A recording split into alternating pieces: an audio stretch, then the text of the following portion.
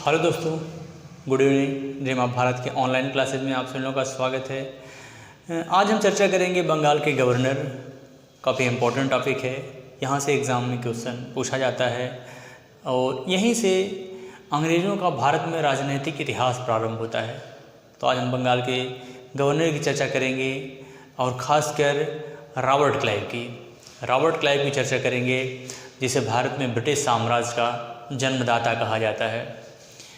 देखेंगे कौन कौन से गवर्नर हैं, उनका टाइम पीरियड क्या रहा है, उनके समय कौन कौन सी महत्वपूर्ण कार्य किए गए थे, तो पूरा हम डिटेल से कवर करेंगे। अगर बंगाल के हम पहले गवर्नर की बात करेंगे तो बंगाल का प्रथम गवर्नर जो था वह रॉबर्ट क्लाइव था। रॉबर्ट क्लाइव का भारत में 2 कार्यकाल रहा, एक 1757 से लेकर के 60 तक और दूसरा 65 से लेकर के 67 तक। ये 2 कार्यकाल था रॉबर्ट क्लाइव का।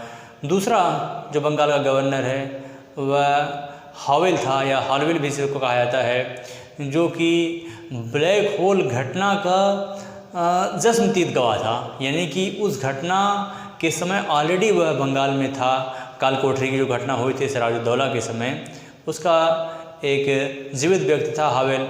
बाद में वह बंगाल का कार्यवाहक गवर्नर भी बना।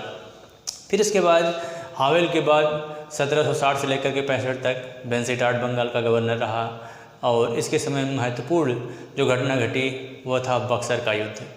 बक्सर का युद्ध के बाद बेंसीटाट को वापस इंग्लैंड बुला लिया गया और उसके स्थान पर नया जो गवर्नर बनकर के आया पुनः वो रॉबर्ट क्लाइव रहा, जिसका 2 वर्ष का कार्यकाल रहा भारत में 1765 से लेकर के 67 तक। इसके बाद ये जब आता है तो कई महत्वपूर्ण कार्य करता है। अभी पूरा डिटेल से हम इस पर चर्चा करेंगे। क्लाइव के बाद अगला जो कार्यकाल हुआ, अगला जो गवर्नर हुआ वह बेंसीटाट हुआ और बेंसीटाट 1767 से लेकर के 69 तक रहा। और बेंसीटाट के बाद अगला जो गवर्नर हुआ बंगाल का वह कर्टियर हुआ। कर्टियर 1769 से लेकर के 72 तक रहा। और अंतिम बंगाल का गवर्नर जो था वह वारेन हेस्टिंग्स था, जो 1772 से लेकर के 1773 तक। बंगाल का अंतिम जो गवर्नर हुआ वह कौन था, तो वारेन हेस्टिंग्स था, जबकि बंगाल का प्रथम गवर्नर जो था वह रॉबर्ट क्लाइव था। 1773 के रेगुलेटरी एक्ट के तहत बंगाल के गवर्नर के पद को बंगाल के गवर्नर जनरल के रूप में तब्दील कर दिया गया। इस तरीके से वारेन हेस्टिंग्स बंगाल का प्रथम गवर्नर जनरल नियुक्त हुआ। बंगाल का अंतिम गवर्नर और बंगाल का प्रथम गवर्नर जनरल। अब आइए हम बात करते हैं रॉबर्ट क्लाइव। रॉबर्ट क्लाइव 1742 ईस्वी में कंपनी में, ईस्ट इंडिया कंपनी में मात्र एक क्लर्क के रूप में उसने अपने जीवन की शुरुआत की या अपने कैरियर की शुरुआत की, जो अपनी प्रतिभा और योग्यता के दम पे जिसने भारत में ब्रिटिश साम्राज्य के संस्थापक के रूप में जाना गया वह रॉबर्ट क्लाइव। इसका सबसे महत्वपूर्ण कार्य था, इसने 1751 ईस्वी में अर्काट का घेरा डाला और इसने मोहम्मद खां को कर्नाटक का नवाब बना दिया। ये इसकी सबसे बड़ी और महान कूटनीतिक उपलब्धि थी।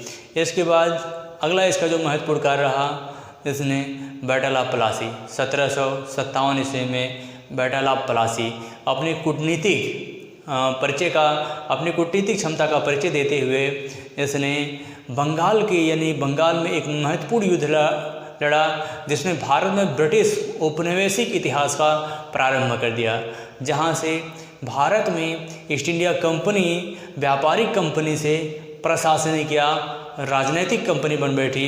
तो उसका शुरुआत 1757 से होता है। 1757 में बंगाल का जो नवाब था वह सिराजुद्दौला था। सिराजुद्दौला और क्लाइव के मध्य एक युद्ध हुआ। हालांकि यह युद्ध नहीं था, एक षड्यंत्र था। यह रॉबर्ट क्लाइव ने अपनी कूटनीतिक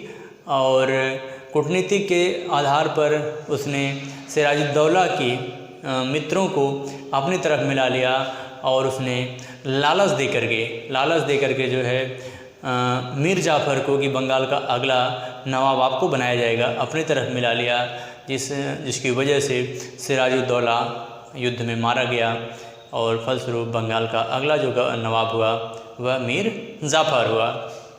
इसके बाद अगली जो महत्वपूर्ण घटना है इसके समय की 1759 ईस्वी में बेदरा का युद्ध अंग्रेज़ों और डचों के मध्य लड़ा गया, जिसमें डचों की पराजय हुई और डच पूरी तरीके से डचों का भारत में व्यापारिक इतिहास या डचों का व्यापारिक कार्यकाल जो था वह समाप्त हो गया। इसके बाद वापस इसको जो है वापस ब्रिटेन बुला लिया गया और फाइनली अगला जो बंगाल का नवाब गवर्नर बनाया गया वह बेंसीटाट हुआ। बेंसीटाट के समय महत्वपूर्ण जो घटना हुई वह बक्सर का युद्ध था। बक्सर के युद्ध में बेंसीटाट ने या अंग्रेज़ों ने भारत की 3 महत्वपूर्ण जो क्षेत्रीय शक्तियाँ थी, जो कि एक महत्वपूर्ण स्थान रखते थे प्रांतीय राज्यों में, बंगाल का अपदस्थ नवाब मीर कासिम था और अवध का नवाब शुजाउद्दौला तथा बंगाल का अपदस्थ नवाब, बंगाल का जो मुग़ल बादशाह था शाह आलम द्वितीय, तीनों ने मिल करके एक सैन्य संगठन बनाया और फलस्वरूप उन्होंने अंग्रेज़ों के विरुद्ध युद्ध छेड़ दिया। युद्ध का ऐलान बिहार के बक्सर क्षेत्र में हुआ, जिसमें अंग्रेज़ों ने अपने साहस का परिचय देते हुए मात्र कुछ ही समय में उन्होंने भारतीयों को हर क्षेत्र में परास्त कर दिया और इस समय अंग्रेजी सेना का जो नेतृत्व कर रहा था वह हेक्टर मुनरो कर रहा था।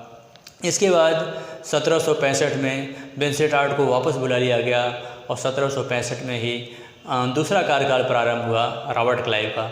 1765 से लेकर के 1767 2 वर्ष का कार्यकाल इसका पुनः भारत में प्रारंभ हुआ और यह वापस जब आया तो इसने 2 महत्वपूर्ण संधियाँ की। दोनों महत्वपूर्ण संधियों को इलाहाबाद की संधि के नाम से जाना जाता है। इलाहाबाद की प्रथम संधि जो हुई वह अवध के नवाब शुजाउद्दौला के साथ हुई। इसने अपने कूटनीतिक परिचय देते हुए इसने किसी को भी अपदस्थ नहीं किया और फलस्वरूप जो है बंदी बना करके उसके साथ संधियाँ की। जो इलाहाबाद की प्रथम संधि हुई वह मुग़ल बादशाह शाह आलम द्वितीय के साथ हुई और शाह आलम द्वितीय से बंगाल, बिहार तथा उड़ीसा की दीवानी कंपनी ने अपने अधिकार क्षेत्र में ले लिया और बदले में 26 लाख रुपया वार्षिक शुल्क जो है देना स्वीकार किया। साथ ही साथ इलाहाबाद और कड़ा 2 ज़िले जो थे वह ये दोनों ज़िले इलाहाबाद और कड़े अवध के नवाब शुजाउद्दौला के अधिकार क्षेत्र में आते थे और दूसरी जो संधि हुई इलाहाबाद की वह अवध के नवाब शुजाउद्दौला के साथ हुई। शुजाउद्दौला से इलाहाबाद और कड़ा दोनों ज़िले लेकर के मुग़ल बादशाह शाह आलम द्वितीय को दे दिया गया और साथ ही साथ अवध के नवाब शुजाउद्दौला से युद्ध के हर्जाने के राशि के रूप में 50 लाख रुपया वसूल किया गया और साथ ही साथ चुनार वाले क्षेत्र पर अंग्रेज़ों का आधिपत्य बना रहा और पूरे अवध में जो है अंग्रेज़ निःशुल्क टैक्स फ्री व्यापार कर सकेंगे और साथ ही साथ अवध में जो ब्रिटिश रेजिमेंट रखा गया उसका जो है पूरा खर्चा जो है वो नवाब के राजकोष से ही दिया जाएगा और साथ ही साथ जो है तो ये कुछ महत्वपूर्ण समझौते इस संधि के तहत किए गए। इसके बाद इसने द्वैत शासन लागू किया। इसने जो है रॉबर्ट क्लाइव ने द्वैत शासन लागू किया कि चूँकि कंपनी जो है पूरा उत्तरदायित्व बंगाल का पूरा उत्तरदायित्व संभालने में सर्वथा ही असमर्थ थी, अतः उसने निजामत का जो कार्य था, न्याय व्यवस्था का कार्य, वह बंगाल के नए नवाब नजमुद्दौला को सौंप दिया तथा राजस्व दीवानी और राजस्व संबंधित जितने भी कार्य थे उसको उसने अपने पास रखा। इस तरीके से बंगाल में दोहरा शासन प्रारंभ हुआ, जिसे इतिहास में द्वैत शासन के रूप में या द्वैत शासन के नाम से जाना गया। और साथ ही साथ द्वैत शासन बंगाल में तब तक चलता रहा जब तक कि वारेन हेस्टिंग्स का कार्यकाल नहीं समाप्त हुआ और 1772 ईस्वी में वारेन हेस्टिंग्स ने द्वैत शासन समाप्त कर दिया।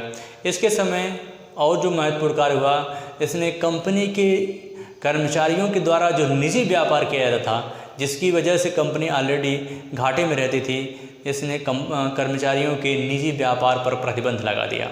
व्यापारिक क्षेत्र में भी इसने सुधार किया, जिस वजह से इसने कर्मचारियों के निजी व्यापार पर प्रतिबंध लगा दिया।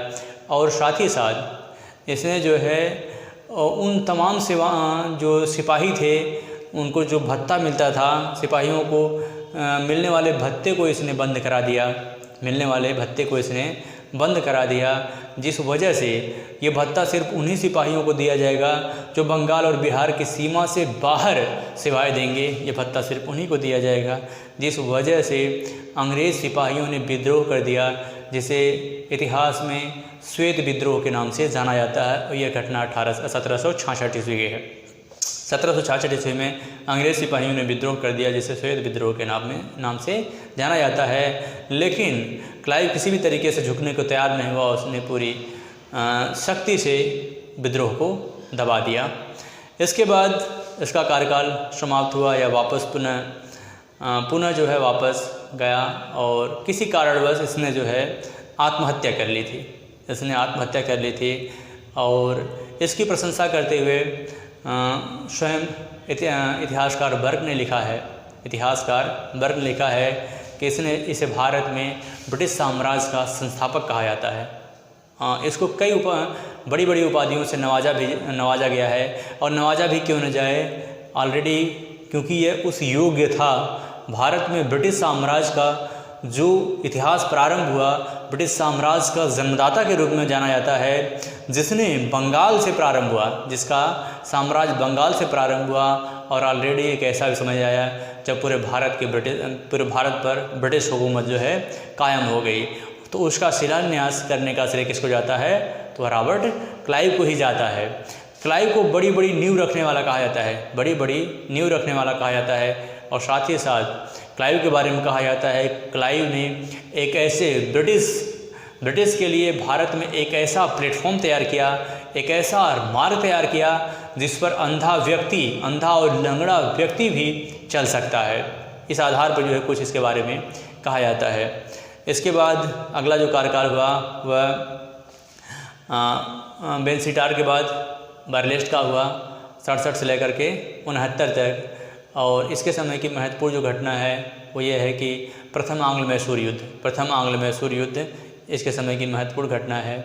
इसके बाद अगला जो कार्यकाल प्रारंभ हुआ वह है कर्टियर 69 से लेकर के 72 तक, जिसके समय 1770 ईस्वी में बंगाल में प्रथम अकाल पड़ा। इसके बाद अगला जो कार्यकाल हुआ वह 1772 से 73 तक वारेन हेस्टिंग्स का था। वारेन हेस्टिंग्स बंगाल का अंतिम गवर्नर तथा बंगाल का प्रथम गवर्नर जनरल सिद्ध हुआ, और उसने द्वैध शासन को समाप्त कर दिया। और मुझे लगता है कि आपको ये सारी चीज़ें समझ में आ गई होंगी, और इसी के साथ हमें इजाज़त दीजिए। जय भारत, जय हिंद।